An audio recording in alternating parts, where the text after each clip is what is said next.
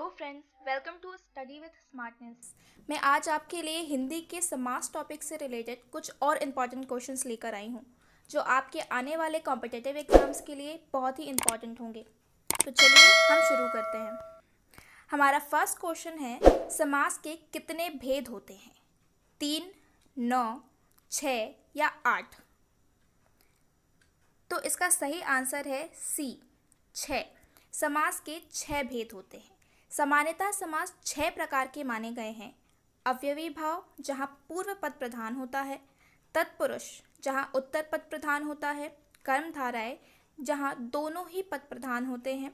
द्विगु, जहाँ पहला पद संख्यावाचक होता है। द्वंद्व, जहाँ दोनों पद प्रधान होते हैं और विग्रह करने पर दोनों शब्दों के बीच हेफन लगता है। छठवां, बहुब्रीहि, जहाँ पे किसी तीसरे शब्द की ओर संकेत किया जाता है। दूसरा क्वेश्चन, तत्पुरुष समास के कितने भेद होते हैं? 4, 10, 8, 6? इसका सही आंसर है डी, 6। तत्पुरुष समास के 6 भेद होते हैं। कर्म, करण, संप्रदान, अपादान, संबंध और अधिकरण। हमारा नेक्स्ट क्वेश्चन है, जिस समास में दोनों खंड अप्रधान हो वह समास क्या कहलाता है? अर्थात जहाँ दोनों ही शब्द प्रधान ना हो। द्वंद्व, बहुब्रीहि, अव्ययी, तत्पुरुष। इसका सही आंसर है बहुब्रीहि। जिस पद में कोई भी पद प्रधान ना हो, यानी दोनों ही पद मिलकर किसी तीसरे पद की ओर संकेत करते हैं, वहाँ बहुब्रीहि समास होता है। जैसे चक्रपाणि, चक्र है पानी में जिसके, अर्थात विष्णु। चतुर्भुज, 4 हैं भुजाएं जिसकी, अर्थात विष्णु। नेक्स्ट क्वेश्चन, जिस समास में दोनों ही खंड प्रधान हो वह समास क्या कहलाता है? बहुब्रीहि, अव्ययी भाव, द्वंद्व, तत्पुरुष। इसका राइट आंसर है द्वंद्व समास। द्वंद्व समास जिस समस्त पदों के दोनों पद प्रधान हो और विग्रह करने पर और, अथवा, या, एवं लगता हो, वहाँ द्वंद्व समास होता है। एग्जाम्पल के लिए अन्न, जल, अन्न और जल। अपना, पराया, अपना और पराया। नेक्स्ट क्वेश्चन, पाप मुक्त में कौन सा समास है? तत्पुरुष, द्वंद्व, बहुब्रीहि, कर्मधारय। इसका राइट आंसर है ए, तत्पुरुष समास। पाप मुक्त अर्थात पाप से मुक्त।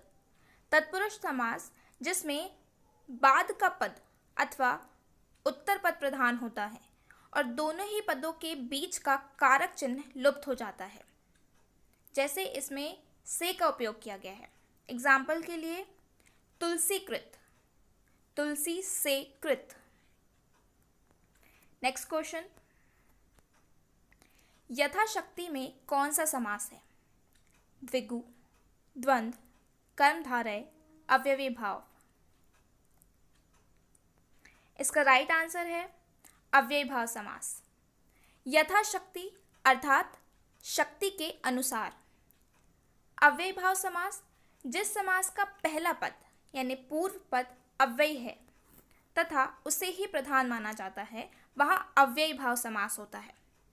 एग्जाम्पल के लिए प्रतिदिन, दिन दिन, आजन्म यानी जन्म से लेकर।